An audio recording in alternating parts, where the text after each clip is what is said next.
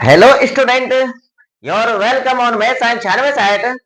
देखिए, आज मैं आपको इस वीडियो के अंदर प्रश्नावली 5.1 के क्वेश्चनों का सॉल्यूशन बताऊंगा। तो देखिए, वीडियो स्टार्ट करने से पहले यदि किसी स्टूडेंट ने चैनल को अभी तक सब्सक्राइब नहीं किया है तो भैया सब्सक्राइब कर लेना, बेल आइकन का बटन दबा लेना ताकि मेरी प्रत्येक वीडियो का नोटिफिकेशन आप सभी के पास पहुंच जाए समय समय पर और आप पढ़ सकें। ठीक है ना? तो चलिए वीडियो को स्टार्ट करते हैं। तो देखिए, क्वेश्चन नंबर 1 आपके सामने है। क्वेश्चन नंबर 1 में देखिए क्या लिखा हुआ है। निम्नलिखित स्थितियों में, ये जो स्थिति है आपकी, इन स्थितियों के बारे में बता रहा है। देखिए, स्थितियों में से किन स्थितियों में संबद्ध संख्याओं की सूची एपी में है। तो देखिए, पहले क्वेश्चन के अंदर आपको 4 ऑप्शन दिए गए हैं और हमको बताना है कि इन चारों ऑप्शनों में से किन किन स्थितियों में, जो ये स्थिति दी गई है, किन किन स्थितियों में एपी है। अगर एपी है तो वो क्यों है, ये हमको बताना है। ठीक है ना? अब देखिए, पहले क्वेश्चन का पहला पॉइंट मैंने यहां पर नोट कर लिया है। तो देखिए क्या है पहला पॉइंट। प्रत्येक किलोमीटर के बाद का प्रत्येक किलोमीटर के बाद का टैक्सी का किराया, जबकि प्रथम किलोमीटर के लिए किराया 15 रुपए है। यानी प्रथम किलोमीटर आप यात्रा कर रहे हैं, अगर आप 1 किलोमीटर की यात्रा करते हैं तो भैया उस 1 किलोमीटर का किराया कितना है, 15 रुपए है। और प्रत्येक अतिरिक्त किलोमीटर के लिए अगर आप उससे ज्यादा की दूरी तय करते हैं तो प्रत्येक अतिरिक्त किलोमीटर के लिए किराया 8 रुपए है। कितना है, 8 रुपए। अगर मान ली, ये क्वेश्चन को मैं समझा रहा हूं, देखिए समझिए ध्यान से। अगर आप 1 किलोमीटर की दूरी का सफर कर रहे हैं तब तो आपको किराया देना होगा 15 रुपए। कितना देना होगा, 15 रुपए। अगर आप 2 किलोमीटर की दूरी का सफर करते हैं, अगर आप 2 किलोमीटर की दूरी तय करते हैं तो ये 1 किलोमीटर किराया कितना है, 15 रुपए।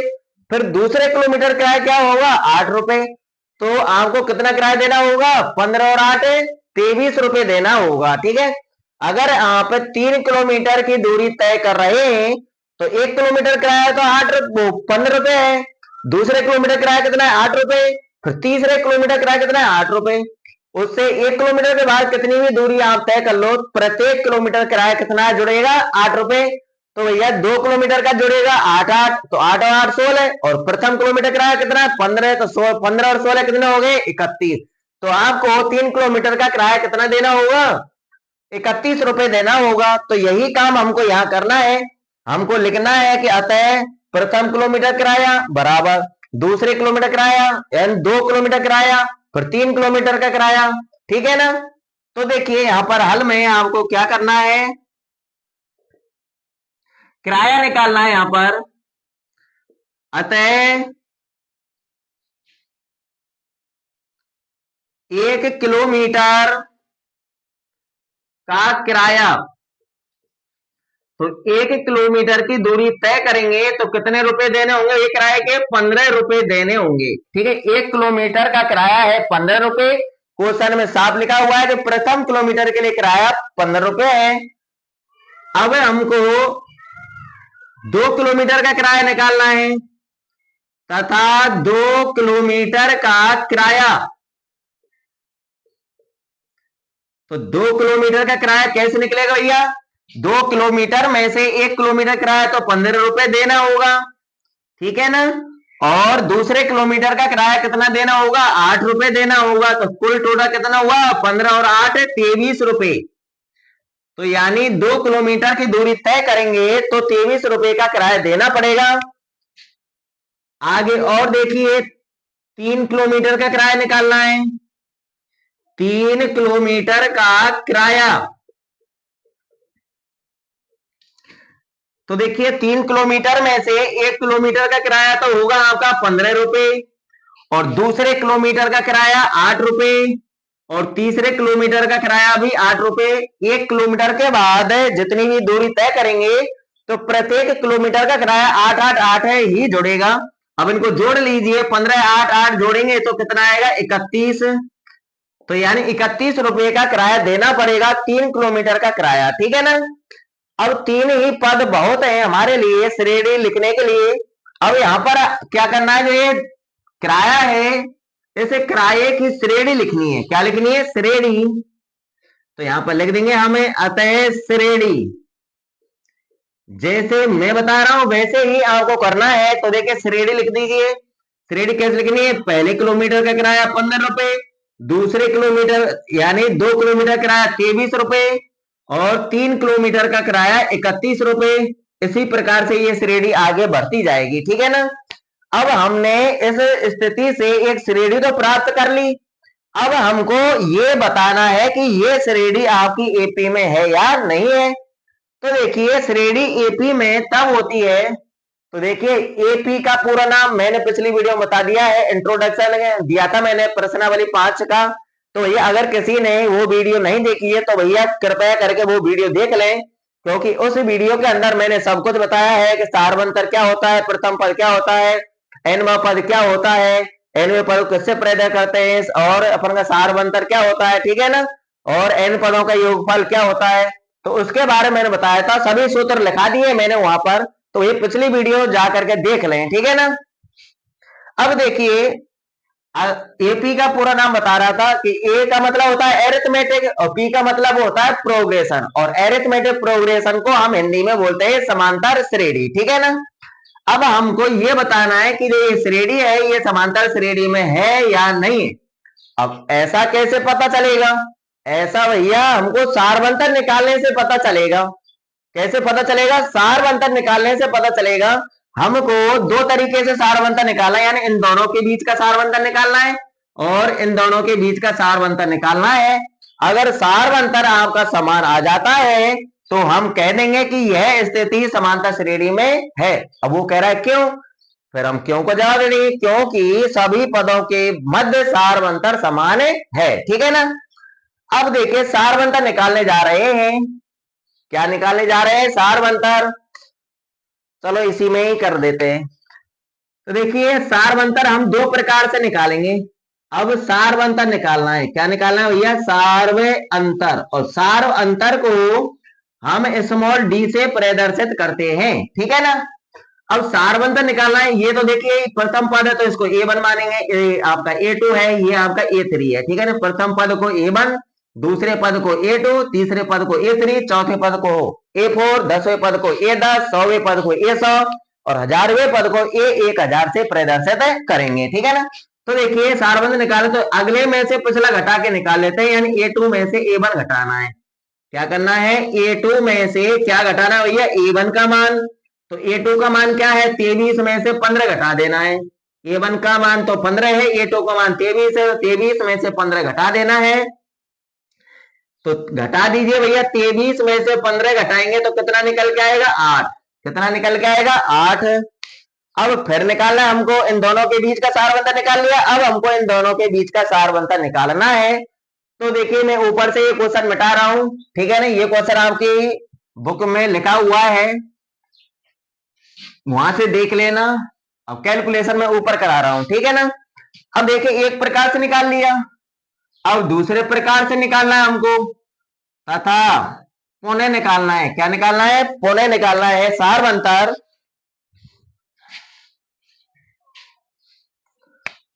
पुनः सार्व अंतर। सार्वंतर को हम किससे प्रदर्शित करते हैं? स्मॉल डी से। तो देखिए A2 में से A1 घटा के निकाल लिया। अब हमको A3 में से A2 घटा के निकालना है।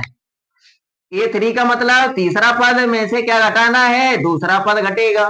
ये नहीं कि A3 में से A1 घट जाएगा, नहीं, अगले पद में से जस्ट पिछला ही घटाना है, ठीक है। ये नहीं कि उससे भी पिछला घटाइए, नहीं, जस्ट पिछला ही घटाना है। तो देखिए A3 का मान कितना है आपका? 31 है। 31 में से A2 का मान घटाना है 23। 31 में से 23 घटाएंगे तो कितना निकल के आएगा भैया? 8 निकल के आएगा। अब आप ही देख लीजिए कि आपका सारवंतर समान आया है या नहीं आया है ना। तो हम कह देंगे कि अतः यह स्थिति एपी में है, क्योंकि यहां सारवंतर समान है। बस यही जवाब देना है हमको। तो देखिए अतः यह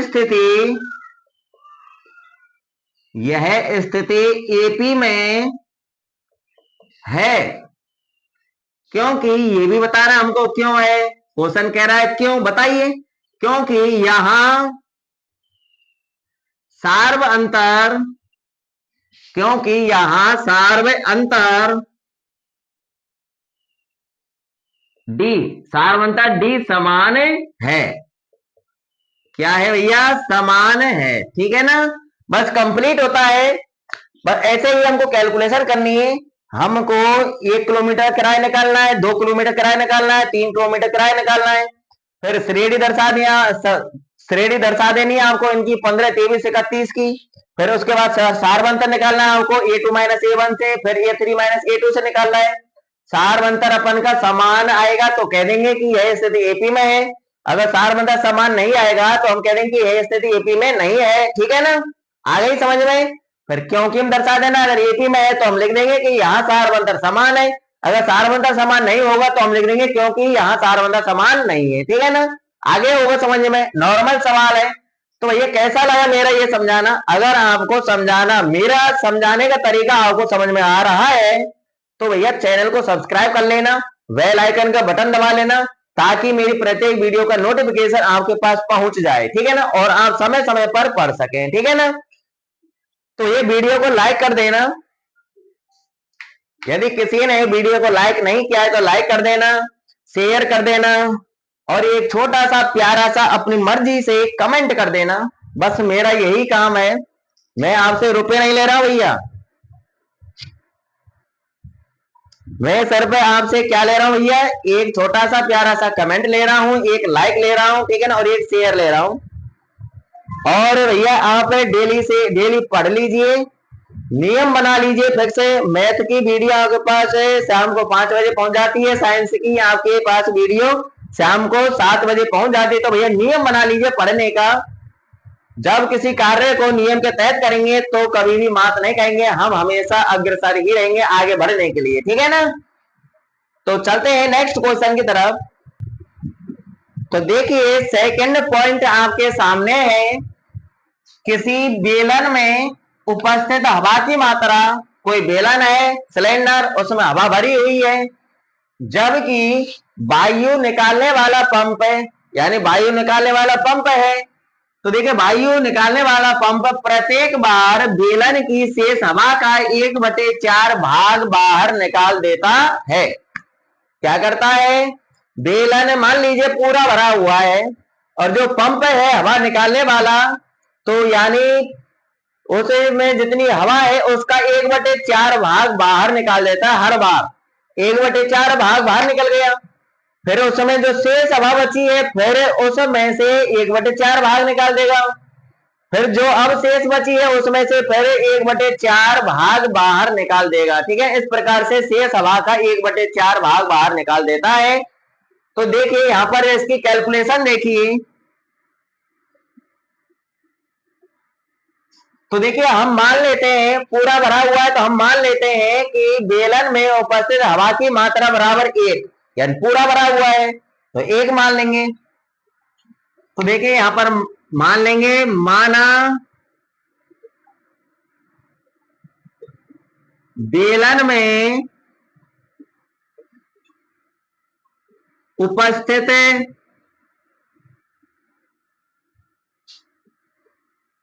हवा की मात्रा बराबर 1। ठीक है ना, ये हमने मान लिया कि बेलन पूरा भरा हुआ है, उसमें हवा की मात्रा कितनी है, 1 लीटर मान लो। ठीक है ना, कुछ भी मान लो।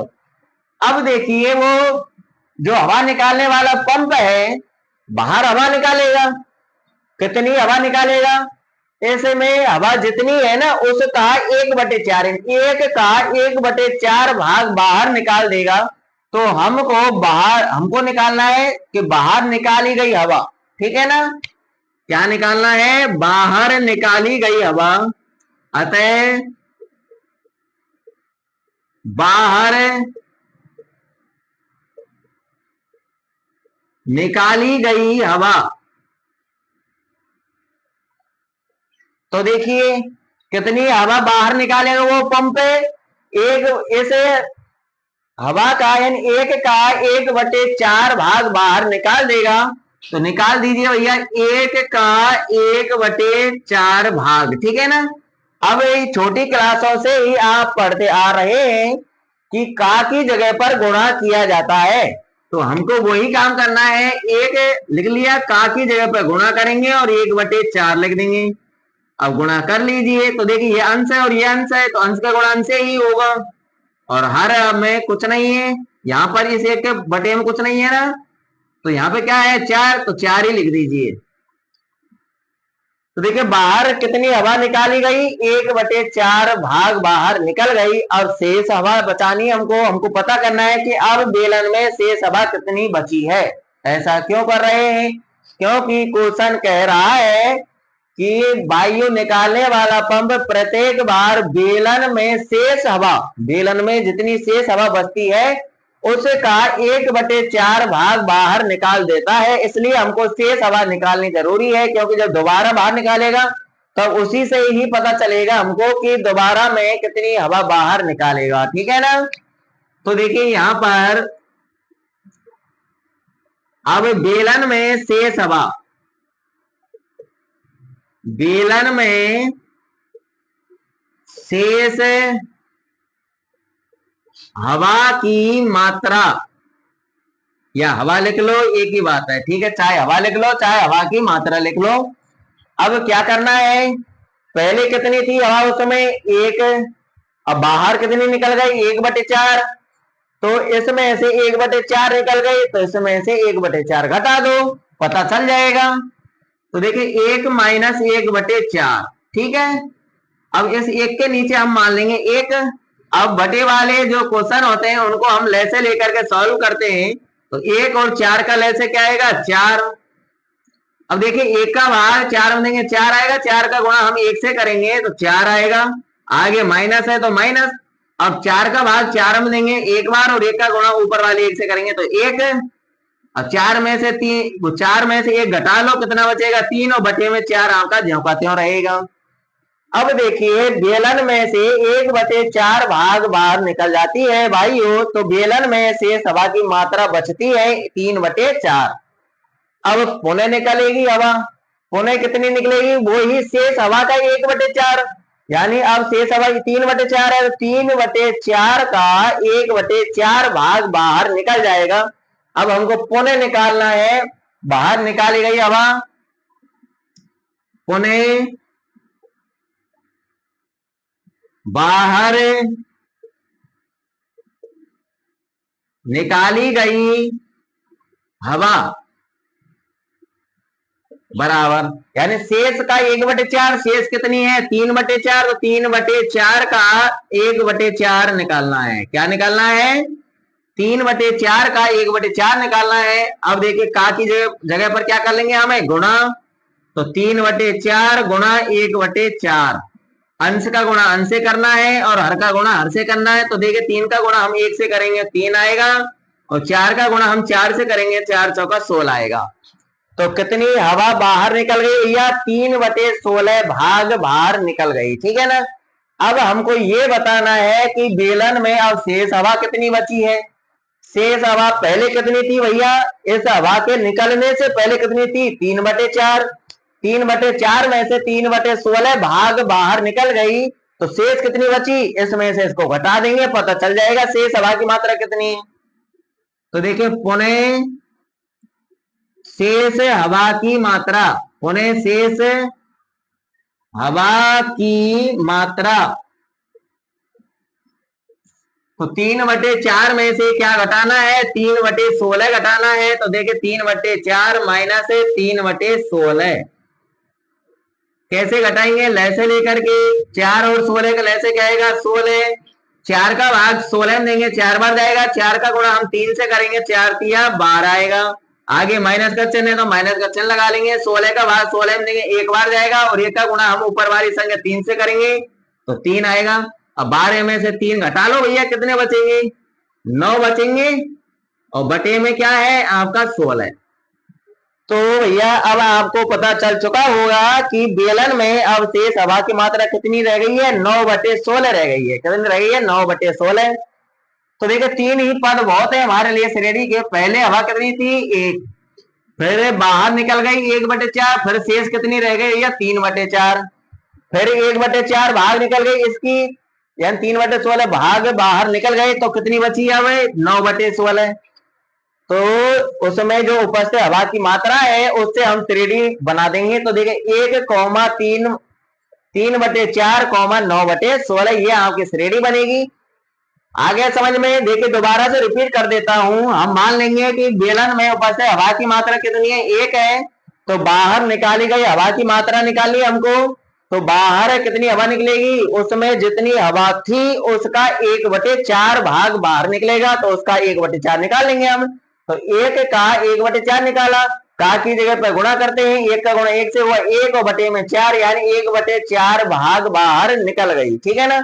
जब बाहर निकल गई तो अब शेष कितनी बची उसमें, तो शेष हवा निकाली बेलन में, शेष हवा की मात्रा पहले कितनी हवा थी, 1, बाहर कितनी निकल गई 1/4, तो शेष कितनी बची, 1 में से 1/4 घटा देंगे हम, ले से लेकर सॉल्व करेंगे। 1 और 4 का ले से 4 आएगा, 1 का भाग 4 देंगे 4 बार जाएगा, 4 गुणे 1 से करेंगे 4 आएगा।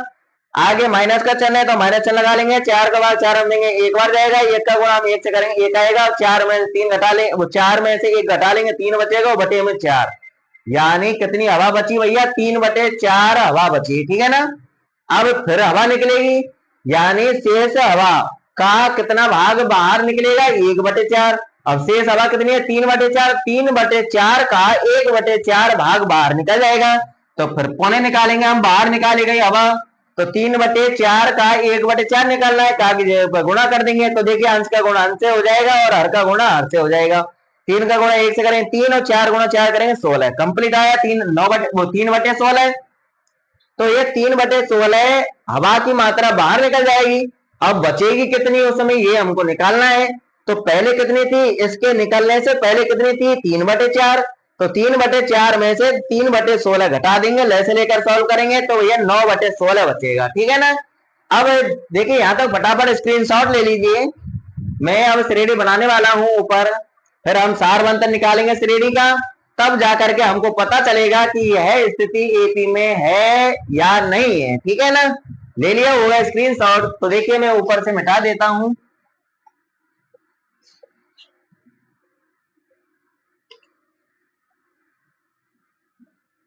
जो भैया स्क्रीनशॉट लेते हैं ना भैया, नोट करते जाना, इन क्वेश्चनों को ये फेयर कॉपी बना लेना, ताकि बोर्ड के एग्जाम के समय आपको पढ़ने के लिए काम आएगी। और वैसे भी मैं आपका रिवीजन कराऊंगा, जब बोर्ड की एग्जाम होगी ना उससे 1-2 दिन पहले ही रिवीजन चालू कर दूंगा। मैं सब कुछ बता दूंगा आपके लिए कि कैसे कैसे क्वेश्चन आएंगे। और हाँ एक बात और बता देता हूं, मैं अब टेस्ट भी लिया करूंगा आपका ऑनलाइन।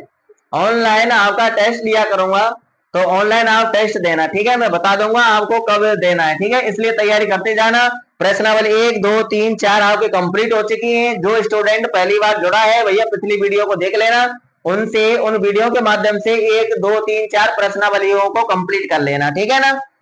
तो चलिए अब हम श्रेणी लिखने वाले हैं यहां पर। अतः श्रेणी, तो ये पहले हवा कितनी थी, 1, वो मैंने मिटा दिया। तो 1 हवा थी, 1/4 भाग बाहर निकल गई 1 में से, तो कितनी शेष बची, 3/4 बची। 3/4 में से फिर 1/4 भाग निकल गई, कितनी बची, 9/16 बची। तो 3 ही पद बहुत है, तो इसी प्रकार से हमको श्रेणी प्राप्त होगी। अब हमको यहाँ पर सार बंधन निकालना है। तो देखिए पहले पद को हम A1 से प्रदर्शित करते हैं, दूसरे पद को A2 से, तीसरे पद को A3 से, चौथे पद को A4 से, पांचवें पद को A5 से, 10वें पद को A10 से, 20वें पद को A20 से, 50वें पद को A50 से। कैसे A50 ऐसे, 100वें पद को A100 से करेंगे, 1000वें पद को A1000 से करेंगे ऐसे। ठीक है, जैसे मैंने प्रदर्शित किया है ऐसे ही हम प्रदर्शित करते हैं। ठीक है ना। तो देखिए ये आपका A1 का मान, ये A2 का मान, ये A3 का मान। तो हमको सारवंतन निकालना है दो तरीके से, A2 - A1 से, यानी अगले में से पिछला घटा के इसे निकालते हैं, यानी इसमें से इसको घटा देंगे, यानी A2 में से A1 घटा देंगे। फिर दूसरा तरीका, इसमें इसको घटा देंगे, यानी A3 में से A2 घटा देंगे। तो देखिए यहाँ पर सारवंतन निकालने जा रहे हैं। क्या निकालने जा रहे हैं भैया? सार्व अंतर। और सार्व अंतर को हम किससे प्रदर्शित करते हैं? स्मॉल डी से। हम निकालने जा रहे हैं A2 माइनस A1 से, ठीक है ना। तो यानी A2 का मान है आपका 3/4, तो A2 की जगह पर 3/4 माइनस A1 का मान 1। 3/4 में से 1 घटाने जा रहे हैं, तो यह बटे वाली संख्याएं जोड़ो चाहे घटाओ, उनको हम लैसे लेकर के ही सॉल्व करते हैं। तो देखिए 1 और 4 का लैसे क्या आएगा भैया? 4 आएगा। और अब सॉल्व कीजिए तो देखिए 4 है यहाँ पर, तो 4 का भाग लैसे में दीजिए 4 में, तो 4 का भाग 4 में 1 बार जाएगा। 1 का गुणा ऊपर वाली संख्या 3 से कर लो, 3 ही आएगा। आगे माइनस का चिन्ह है तो माइनस का चिन्ह लगा देंगे। अब 1 का भाग देना है, यहाँ बटे में 1 है तो 1 का भाग देना है 4 में, कितनी बार जाएगा? 4 बार ही जाएगा। 4 का गुणा ऊपर वाली संख्या 1 से कर लो, 4 ही आएगा। अब 3 में से 4 घटा रहे हैं, 3 प्लस का है 4 माइनस का, प्लस माइनस संख्या घटेंगी। अब माइनस की संख्या ज्यादा भैया, प्लस की संख्या 3 नहीं है, माइनस संख्या 4 है, तो माइनस संख्या ज्यादा है तो माइनस संख्या बचेगी। 4 में 3 घटाओ 1 बचेगा, यानी -1 बचेगा। हम ये कहेंगे कि 3 में से 4 घटाने पर -1 बचता है बटे में 4। तो यहाँ पर हम सारवंतर निकाल चुके हैं। आपका सारवंतर निकल के आया -1/4। अब दूसरा तरीका भी देख लेते हैं। तो दूसरे तरीका से सारवंतर कैसे निकलता है, ठीक है ना। तो डी का मान निकालेंगे A3 माइनस A2 से। A3 में से A2 घटाना है, 9/16 में से 3/4 घटाना है। तो देखिए 9/16 में से क्या घटा देंगे भैया? 3/4 घटा देंगे। वही लैसे लेकर के सॉल्व करना है। 4 और 16 का लैस है, 16 ही आएगा। सॉल्व कीजिए, 16 के बाद 16 में देंगे 1 बार, 1 का गुणा 9 से करेंगे तो 9 ही आएगा। आगे माइनस का चिन्ह है तो माइनस का चिन्ह लगा लेंगे। 4 का भाग 16 में देंगे तो 1 कितनी बार जाएगा? 4 बार जाएगा। 4 चौका 16, 4 बार जाएगा। 4 गुणा ऊपर बार 3 से करेंगे, 4 के 12। अब ऊपर वाली संख्या को सॉल्व करेंगे तो देखिए 9 प्लस की है, 12 माइनस की है, प्लस माइनस संख्या घटेंगी, माइनस संख्या ज्यादा है, माइनस संख्या बचेगी, इसलिए माइनस चिन्ह लगा लेंगे। 12 में से 9 घटा दीजिए, कितना बचेगा भैया? 12 में से 9 घटाएंगे 3 बचेगा, वो बटे में 16।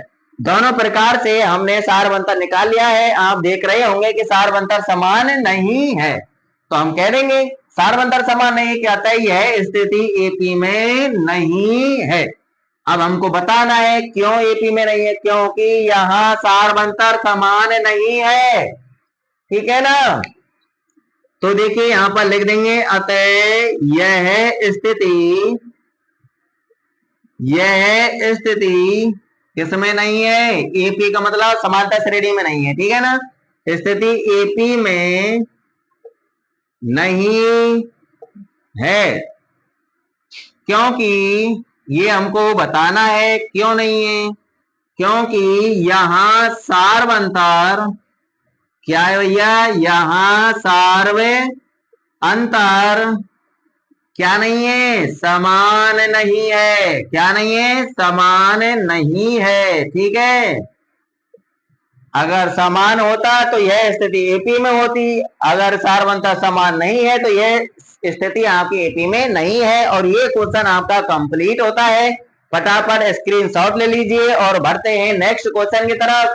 यदि किसी स्टूडेंट ने अभी तक चैनल को सब्सक्राइब नहीं किया है तो भैया चैनल को प्लीज सब्सक्राइब कर लीजिए और बेल आइकन का बटन दबा दीजिए, ताकि मेरी प्रत्येक वीडियो का नोटिफिकेशन आपके पास समय समय पर पहुंचता रहे और आप भली भांति तरीके से पढ़ते रहें, ठीक है ना। और वीडियो को लाइक कर देना। क्या करना है? वीडियो को लाइक कर देना, वीडियो को शेयर कर देना। और क्या करना है भैया? एक प्यारा सा छोटा सा कमेंट करना है, आपके मन में आए वो लिख सकते हैं, ठीक है ना। अब चलते हैं हम नेक्स्ट क्वेश्चन की तरफ। तो देखिए तीसरा पॉइंट आपके सामने है। प्रत्येक मीटर की खुदाई के बाद एक कुआं यानी कुआं खोदा जा रहा है, तो उसकी बात हो रही है खोदने की। तो देखिए एक कुआं खोदने में आई लागत, जबकि प्रथम मीटर खुदाई की लागत 150 रुपए है। अगर कुआं, देखो यहाँ पर क्या हो रहा है, एक कुआं खोदा जा रहा है। अगर कुएं को 1 मीटर तक खोदते हैं तो कितने रुपए की लागत आती है? 150 रुपए की। अगर कुएं को 2 मीटर खोदते हैं तो देखा आगे लिख रहा है, और बाद में प्रत्येक मीटर खुदाई की लागत 50 रुपए बढ़ती जाती है। अगर 2 मीटर की खुदाई कर रहे हैं कुएं में, कितनी कर रहे हैं? तो कुएं में खुदाई 2 मीटर तक खुदाई कर रहे हैं तो 1 मीटर का खर्चा कितना? 150 रुपए। फिर दूसरे मीटर का खर्चा कितना? 50 रुपए। तो 150 और 50 कितना हुआ? 200। तो अगर कुएं को 2 मीटर तक खोदेंगे तो 200 रुपए का खर्चा आएगा। अगर कुएं को 3 मीटर तक खोदते हैं तो 1 किलोमीटर का खर्चा कितना, 150। दूसरे किलोमीटर का 50 रुपए, तीसरे मीटर का खर्चा कितना है, 50 रुपए। कितना हुआ भैया, 50 50 100 100 और 150 250। ठीक है ना। इसी प्रकार से आप 4 मीटर की खुदाई करवा रहे हैं कुएं की, अगर 4 मीटर तक कुएं को खोदा जा रहा है तो कितने रुपए की लागत आई भैया, प्रथम मीटर की खुदाई के लिए 150, दूसरे मीटर के लिए खुदाई की लागत कितनी आएगी, 50 रुपए, तीसरे मीटर की खुदाई की लागत 50 रुपए, चौथे मीटर की खुदाई की लागत भी 50 रुपए। तो 50 50 50 कितना हुआ, 150 150 150 300 300 रुपए। इसी प्रकार से आप निकाल सकते हैं।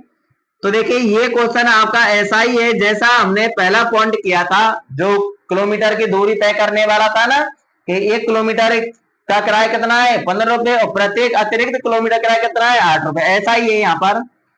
तो यहाँ पर देखिए लिख देंगे हमें, अतः 1 मीटर की खुदाई की लागत, अतः 1 मीटर की खुदाई, 1 मीटर की खुदाई की लागत कितनी है, 150 रुपए है। कितनी है भैया, 150 रुपए है। ठीक है। अब हमको बताना है, निकालना है यहाँ पर 2 मीटर की खुदाई की लागत, तथा लगा के लिख लेंगे, तथा 2 मीटर की खुदाई की लागत। तो 2 मीटर की खुदाई की लागत कितनी होगी भैया, 1 मीटर की खुदाई की लागत 150, दूसरे की 50, तो 150 और 50 कितना हुआ, 200 रुपए। अगर कुएं की खुदाई 2 मीटर तक करनी है तो 200 रुपए का खर्चा आएगा। अगर 3 मीटर करें तो अभी निकालते हैं, देखिए 3 मीटर की खुदाई की लागत, 3 मीटर की खुदाई की लागत। तो देखिए 1 मीटर की खुदाई करेंगे 150, दूसरे की 50, तीसरे 50, तो कितना हुआ, 150 50 50 कितना हुआ। चलो यहाँ पर वैसे दर्शा के बता देता हूं आपको। तो देखिए 2 मीटर की खुदाई की लागत कितनी आएगी, 1 मीटर की खुदाई की लागत 150 और दूसरे मीटर की 50, तो 150 और 50 कितना हुआ, 200 रुपए। कितना हुआ, 200 रुपए। ऐसे यहाँ पे बता रहा हूँ, देखिए 3 मीटर खुदाई करनी है तो 1 मीटर की खुदाई का खर्चा 150, दूसरे मीटर का खर्चा 50 रुपए, तीसरे मीटर का खर्चा 50 रुपए। कितना हुआ, 50 50 100 100 150 250। तीन ही पद बहुत है भैया ये श्रेणी दर्शाने के लिए।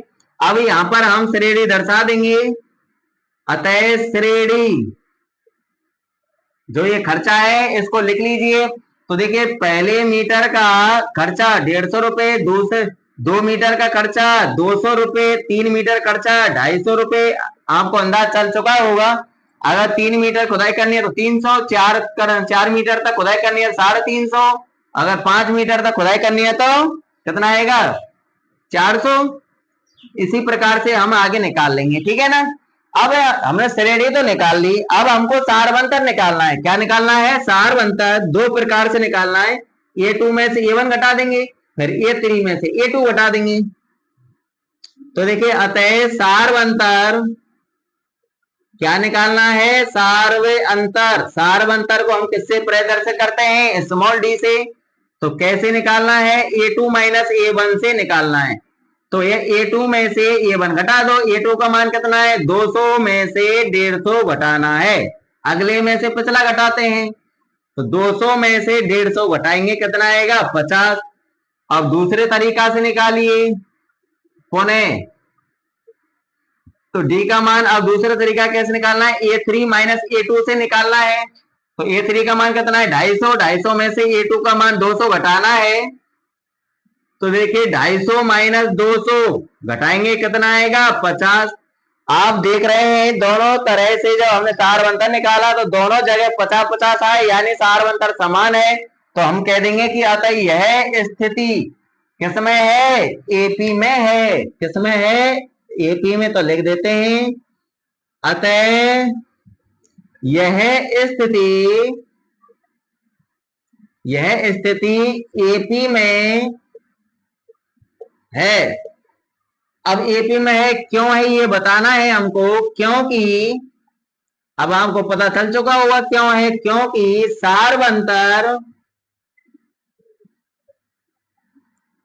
अंतर समान है।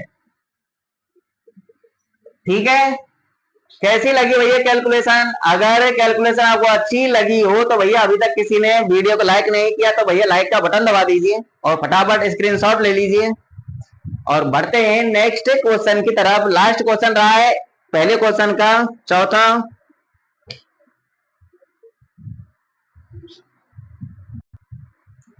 तो देखिए चौथा पॉइंट आपके सामने है। क्या है चौथा पॉइंट? खाते में प्रत्येक वर्ष का मिश्र धन। अब मिश्र धन क्या होता है भैया?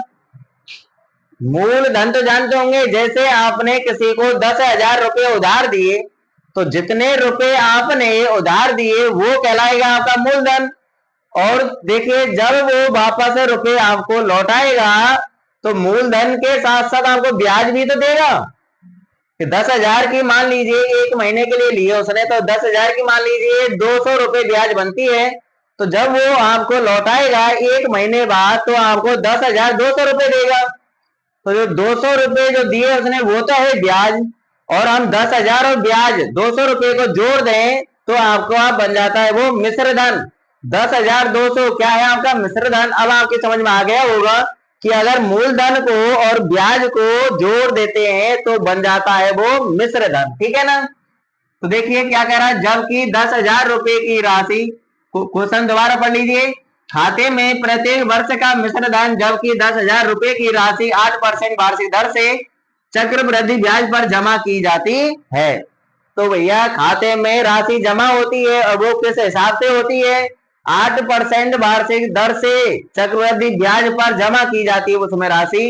तो भैया ये बताइए कि जब आपके पास 10,000 रुपए हैं, कितने रुपए हैं? 10,000 रुपए, उनको आप खाते में जमा कराने जा रहे हो, तो जब आपने जमा कराए उस समय तो कितने रुपए थे? 10,000। तो ये तो कहलाएगा आपका मूलधन। क्या कहलाएगा? मूलधन। यानी ये आपका प्रथम पद कहलाएगा। क्या कहलाएगा? प्रथम पद। ठीक है ना? अब देखिए अगर आप देखेंगे एक साल बाद उसे आपके खाते में रुपयों की संख्या बढ़ जाएगी। क्यों? क्योंकि उसमें ब्याज जुड़ चुकी है। तो हमको 2 वर्ष का क्या निकालना है भैया? ब्याज निकालना है। क्या निकालना है? ब्याज। ठीक है ना? 1 वर्ष का ब्याज निकाला कि 1 वर्ष में कितना ब्याज होगा, 2 वर्ष में कितना होगा। फिर हमको मिश्र धन निकालना है। क्या निकालना है? मिश्र धन। ठीक है ना? तो देखिए यहां पर कैलकुलेशन किस हिसाब से करनी है। अतः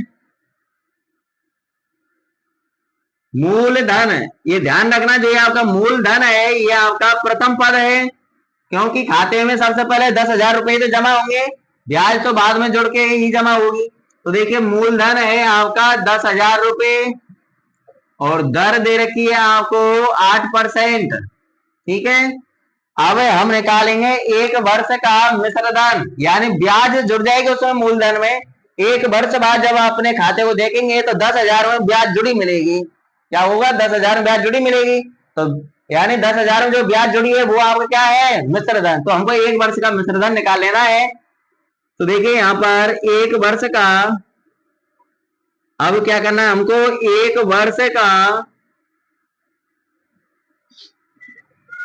मिश्र धन। अब भैया मिश्र धन निकालने के लिए मिश्र धन का सूत्र याद होना चाहिए। अब आप 8वीं क्लास में आपने मिश्र धन, चक्रवृद्धि ब्याज का मिश्र धन का सूत्र पढ़ा होगा, साधारण ब्याज का पढ़ा होगा, परंतु 8वीं क्लास तो पास किए 1 साल पहले की थी, है ना?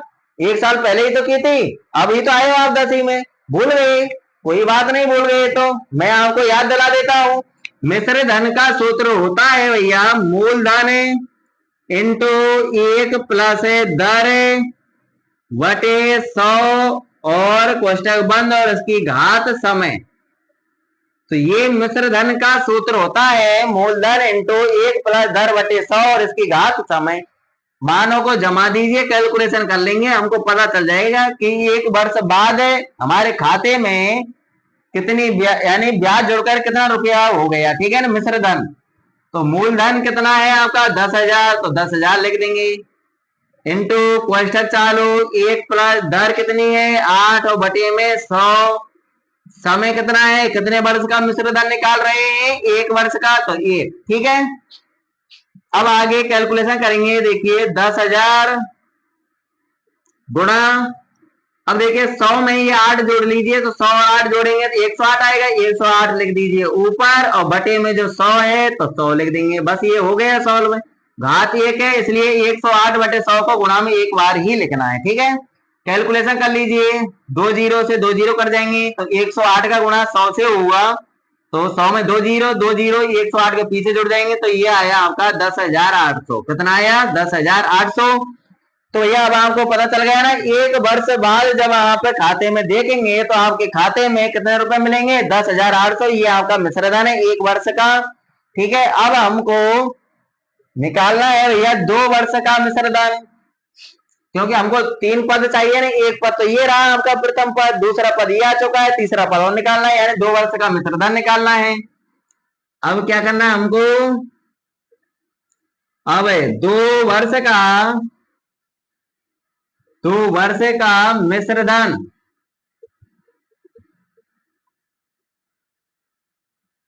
तो देखिए 2 वर्ष का मिश्र धन सूत्र हमारा यही लिख रहा है, यहीं से ही देख लेंगे सर आप मान जमाने। तो देख मूलधन जमाओ, मूलधन कितना होगा 10,000 इंटू में कोष्टक चालू, फिर प्लस 1 प्लस दर है, दर 8 है, बटे में 100 है, और कोष्टक बंद, और इसकी घात समय है। समय कितना अब लिखना है, 2 वर्ष का निकाल रहे हैं, तो समय अब आपका 2 होगा। ठीक है ना, तो देखिए आगे 10,000 आपका ज्यों का त्यों इंटू 100 और 8 जोड़ेंगे तो 108 आएगा, 108 और बटे में 100 लिख देंगे।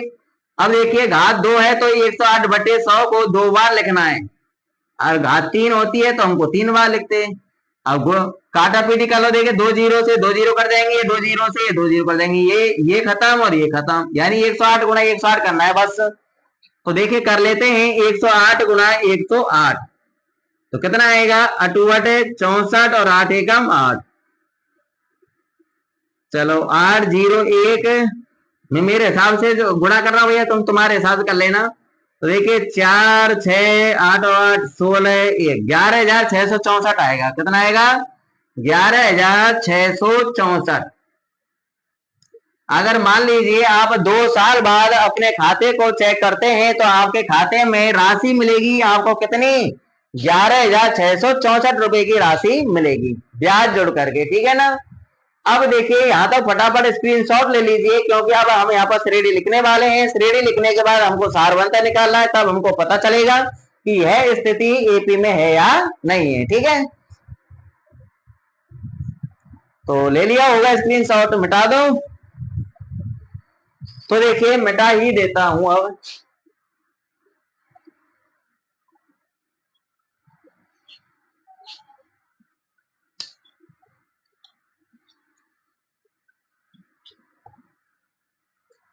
तो देखिए श्रेणी क्या लिखनी है, अब हमको श्रेणी दर्शानी है, अतः श्रेणी यानी 1 वर्ष पहले वर्ष में यानी स्टार्टिंग में कितने रुपए जमा कराए 10,000 रुपए, तो ये आपका प्रथम पद। दूसरा पद यानी 1 साल बाद चेक करेंगे कितने रुपए मिलेंगे 10,800। फिर 2 साल बाद है कितने रुपए हो जाएंगे आपके खाते में 11,664, फिर कॉमा लगा देंगे डॉट डॉट। ठीक है, अब हमको निकालना है यहाँ पर सारवंतर, यानी A2 में से A1 घटा देंगे, फिर A3 में से A2 घटा देंगे। अब क्या करना है हमको सारवंतर निकालना है, तो देखिए सारवंतर D A2 माइनस A1 से निकाल लेते हैं, यार 10,800 में 10,000 घटा देंगे, 10,800 में से 10,000 घटाएंगे तो कितने बचेंगे भैया 800 बचेंगे। कितने बचेंगे 800। ठीक है ना, अब दूसरे तरीके से निकालिए, पुनः निकाल लो सारवंतर, पुनः D बराबर दूसरा तरीका A3 माइनस A2 से निकालना है।